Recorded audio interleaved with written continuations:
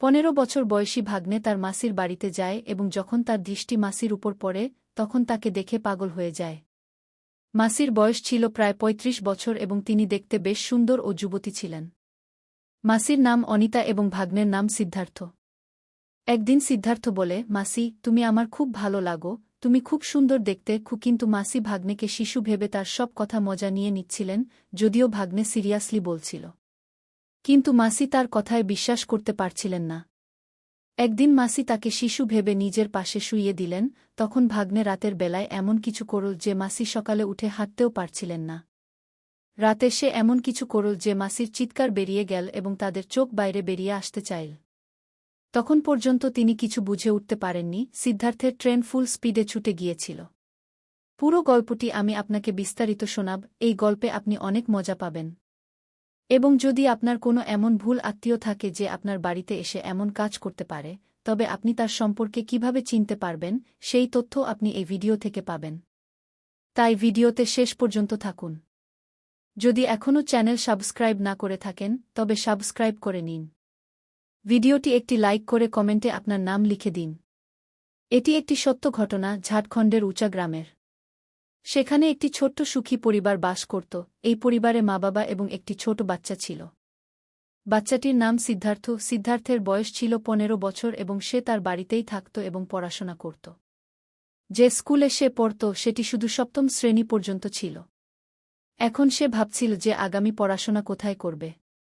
সিদ্ধার্থ পড়াশোনায়ও খুব ভালো ছিল, সবসময় ক্লাসে প্রথম হতো। তার মামার বাড়ি পাশের গ্রামেই ছিল। তখন তার মা বলে, সিদ্ধার্থ, তুই মামার বাড়ি চলে যা এবং সেখানকার স্কুলে এডমিশন নে, সেখানে থেকে পড়াশোনা শেষ কর। সেখান থেকে স্কুল কাছেই আছে এবং পায়ে হেঁটেও যেতে পারবি। এরপর সিদ্ধার্থের মা তাকে মামার বাড়িতে রেখে আসে এবং তার ভাবিকে বলে, ভাবি, আমার ছেলে সিদ্ধার্থের ভালোভাবে খেয়াল রাখবে এবং এর দেখভাল ভালোভাবে করবে, খাবার পানি সময়মতো দেবে। দিনে এটি স্কুলে যাবে এবং ছুটির পরেই বাড়িতে আসবে। পড়াশোনায় বেশ তুখোড়, তাই ভেবেছি তোমার কাছে রেখে দিই এবং এটি পড়াশোনা করে কিছু হতে চায়। এত বলেই তার মা সেখান থেকে চলে যায়। এই সিদ্ধার্থটি ছিল খুব মজার স্বভাবের ছেলে, এটিতে তার কথায় লোকদের একটু হাসাত। তারপর সে তার মাসিকে বলে, মাসি, আমি তোমার কাছে চলে এসেছি এবং তুমি আমার খুব ভালো লাগো, তুমি আমার খুব সুন্দর লাগো।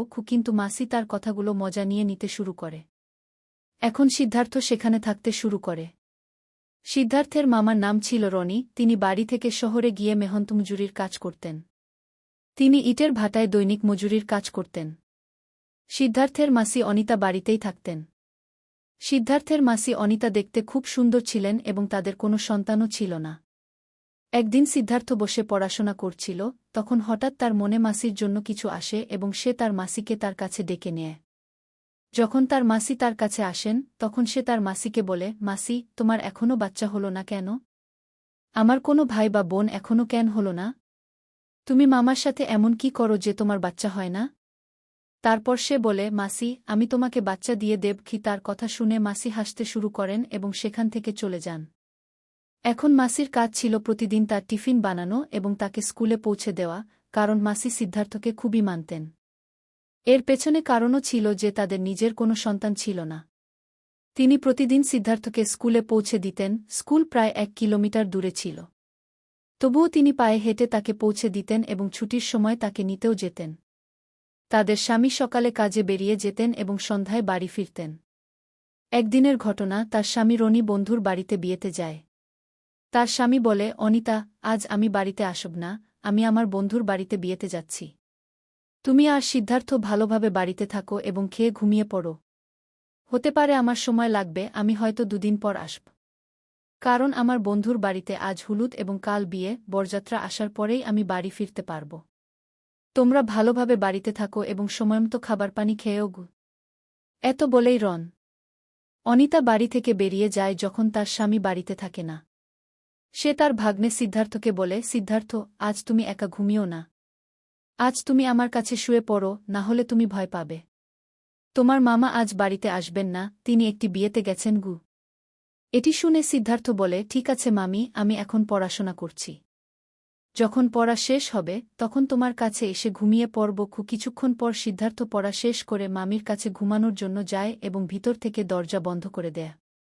মামি ইতিমধ্যে সেই ঘুমে ঘুমাচ্ছিল এবং তার আঁচল তার শরীর থেকে একটু সরে গিয়েছিল, যার ফলে তার শরীরের কিছু অংশ দেখা যাচ্ছিল। সিদ্ধার্থ যখন মামিকে এই অবস্থায় ঘুমাতে দেখে তার মনে কিছু খারাপ চিন্তা আসে। সে তার মামির পাশে শুয়ে পড়ে এবং তার শরীরে হাত বুলাতে শুরু করে। যখন সে এমন কাজ করে মামির চোখ খুলে যায়। মামি বলে, সিদ্ধার্থ, তুমি কি করছো? সিদ্ধার্থ বলে, মামি, তোমার কাছে এসে আমার খুব ভাল লাগছে। মামি বলে, না সিদ্ধার্থ, এটা ভুল। আমরা এমন করতে পারি না। তুমি তো ভাল ছেলে, এমন খারাপ কাজ কেন করছো? কিন্তু সিদ্ধার্থ মানে না এবং সে তার মামির সাথে শারীরিক সম্পর্ক স্থাপনের চেষ্টা করতে থাকে। মামি বারবার না বলে, কিন্তু সিদ্ধার্থ মানে না। কিছুক্ষণ এইভাবে চলার পর মামিরও ভাল লাগতে শুরু করে। সে বলে, সিদ্ধার্থ, তুমি এসব কোথা থেকে শিখেছ? সিদ্ধার্থ বলে, মামি, কোথাও থেকে নয়, আমি শুধু তোমার কাছ থেকে শিখছি। এরপর তাদের ইচ্ছা বাড়তে থাকে। সিদ্ধার্থ বলে, মামি, এখন আর কিছুই হচ্ছে না, এবং সে মামির কাপড় খুলে দেয়া। এরপর তাদের মধ্যে শারীরিক সম্পর্ক গড়ে ওঠে। মামিও এতে পুরোপুরি সহযোগিতা করে। তারা সারা রাত ধরে শারীরিক সম্পর্ক বজায় রাখে, প্রায় 5 বার। সকালে রাহুল তার মামির অবস্থা খারাপ করে দেয়। মাত্র 15 বছর বয়সী এই ছেলে মামিকে চিৎকার করতে বাধ্য করে। মামির অবস্থা এখন খুব খারাপ হয়ে গেছে। সে বলে, এখন থামো। এরপর তারা দুজনেই সেই বিছানায় ঘুমিয়ে পড়ে। পরের দিন সকালে মামি যখন উঠে সে হাঁটতে পারে না। তার হাঁটাচলা করতে খুব কষ্ট হয়। সে মনে মনে ভাবে, এত ছোট বয়সের ছেলে এত কিছু করতে পারবে, তা আমি ভাবিনি। কিন্তু মনে মনে সে খুব খুশিও হয়।